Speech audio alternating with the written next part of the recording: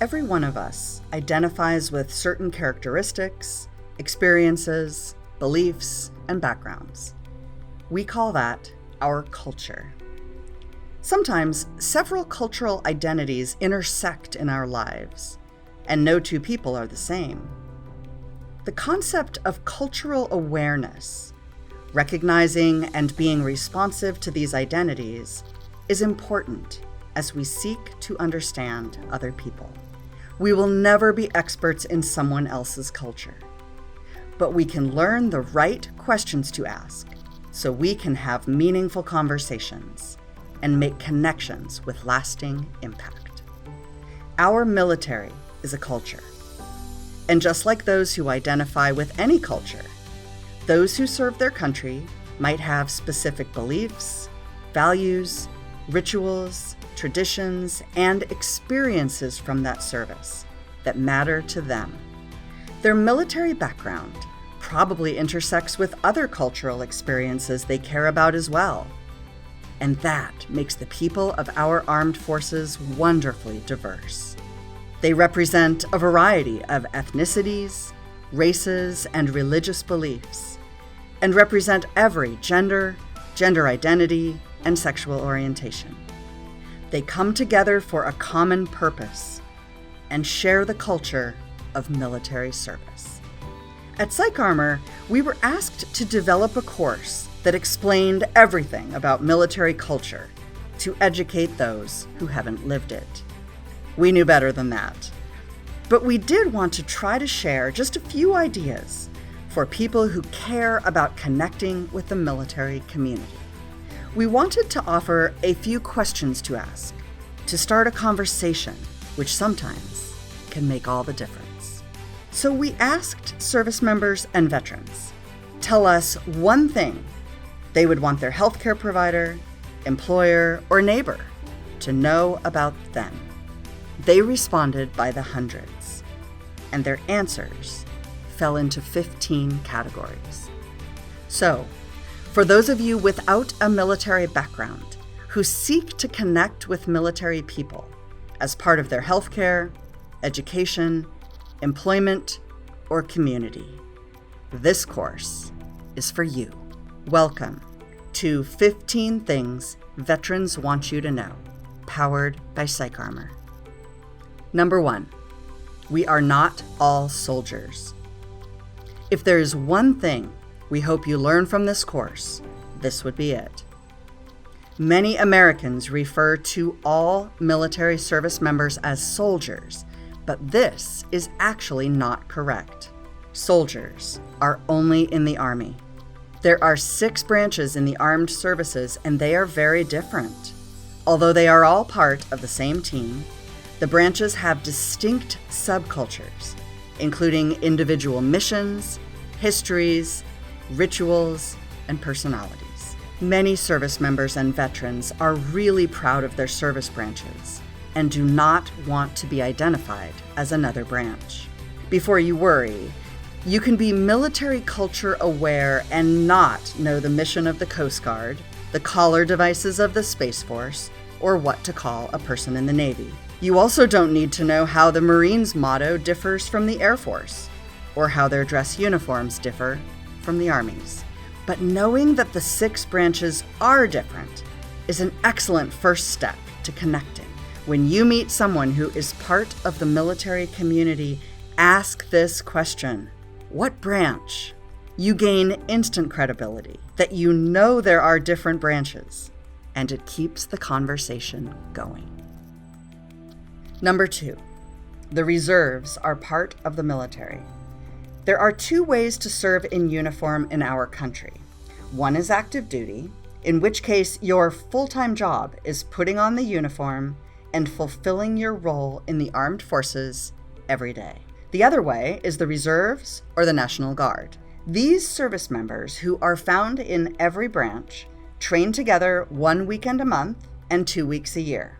They have civilian jobs in their community, which they will leave if they are mobilized to support a mission within their branch, or, in the case of the National Guard, to help in domestic emergencies in their states.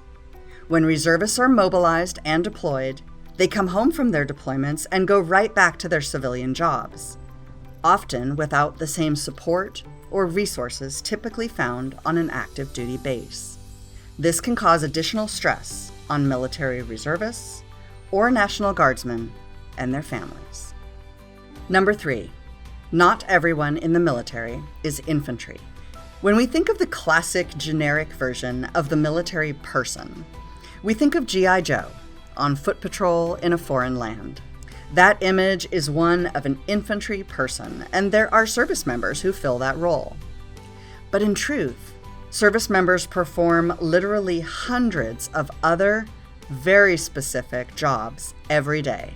They are expertly qualified and maintain their skills through rigorous training. Knowing this, a second important question to ask is, what was your job in the military? Again, instant credibility in the eyes of that military person, that you know there are so many occupations they could have. It also demonstrates that you understand each person's role is vital to the overall execution of the military's mission. And once again, it starts a conversation. Number 4, we have leaders at every level in the chain of command. Remember those collar devices in the Space Force? Every branch has them, and no one expects you to know them. But you gain trust with service members if they can tell you understand the importance of what those collar devices stand for. It's leadership. In the military culture, every single person is responsible for someone and accountable to someone. Every single person. It's a unique belief and value held close by many who serve. Number 5, we are always on duty. Active duty service members have no days off. Not really. Weekends, holidays, even being away on planned leave, they can be called back at a moment's notice if the unit is getting ready to deploy, or, in the case of an unexpected mission, leave on short notice. So even when they're on vacation, they're still on duty. Number 6, we take pride in our appearance and in our conduct.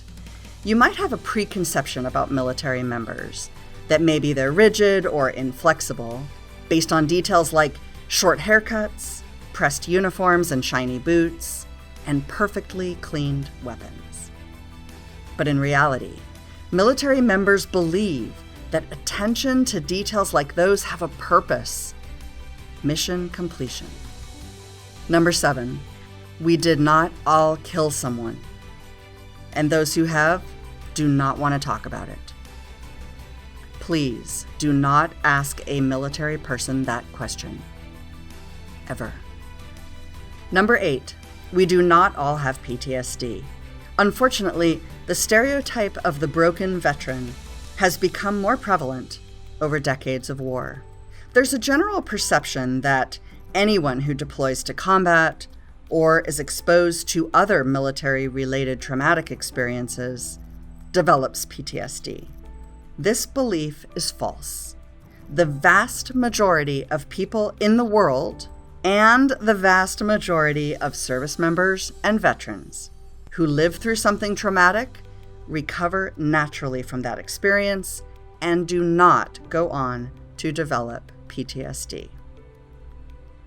Number 9, those of us who do have an invisible wound are not dangerous, and we are not violent. Invisible injuries of military service include post-traumatic stress disorder, traumatic brain injury, major depressive disorder, and substance use disorder.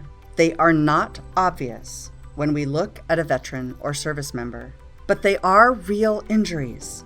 They cause real suffering, and they deserve the same respect and treatment as a physical injury. Some people might believe that violence is part of the picture with these wounds. The clinical data does not support this statement. Veterans with invisible wounds may be injured, but they are not dangerous. Number 10, it is really hard for us to ask for help. The military culture is often based upon service, sacrifice, and mission completion. It is other-focused and historically has demanded emphasis on the needs of others over self. Because of this long-standing cultural bias, asking for help is difficult for many service members and veterans. This makes those connected conversations with someone who wants to understand military service even more critical. Number 11, our military service changes us. And that's okay. The military is a culture with its own traditions, rituals, language, standards, expectations, stigmas, wonderful moments, and horrible moments. It's unreasonable to think that a person will go through those experiences and be unchanged. They are all changed. The question is how. Number 12, we differ in how much we identify with the military after we leave active duty. As in any culture, some people find themselves truly defined by their service and association with the military. Others consider it part of their past and move on from it. Both of those and everything in between are normal. Learn about this when you get to know military people. Number 13, our families serve with us. Military families have some of the most challenging jobs in the world. They are subject to frequent separation from their loved ones and moving from place to place, sometimes every 2 or 3 years. It's difficult to establish schools for the kids or jobs for the spouses or partners, and the family is constantly adapting to having the service member home, away, or getting ready to leave again. All of this requires flexibility, bravery, strength, and resilience. Ask service members and veterans you meet about their families. They serve too. Number 14, we would die for each other and for our country. When I was in Iraq, the Marines in my care kept telling me they were watching this amazing mini-series, Band of Brothers. I told them I will not watch Band of Brothers in Iraq, and neither should you. Why would we do that? I got home, and someone gave it to me as a welcome home gift. It stayed on my bookshelf in its plastic wrap for 8 years. That is the definition of avoidance.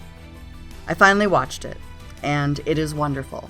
One of the episodes is entitled, Why We Fight. And suddenly, I realized what my Marine patients were trying to tell me. They just wanted me to know why they fight, why they have always fought. It's the same now as it was in World War II. Times, politics, and geography can change, but this does not. They fight for the people to their left and their right. And they always have. If you know this about service members and veterans, you know almost everything you need to know. Number 15, many of us made this sacrifice for a meaningful reason, to serve something more important than ourselves. When it comes down to it, this defines the military culture. People who choose to serve in uniform and who sign on that line choose the life of service. They have chosen to be part of something larger than themselves.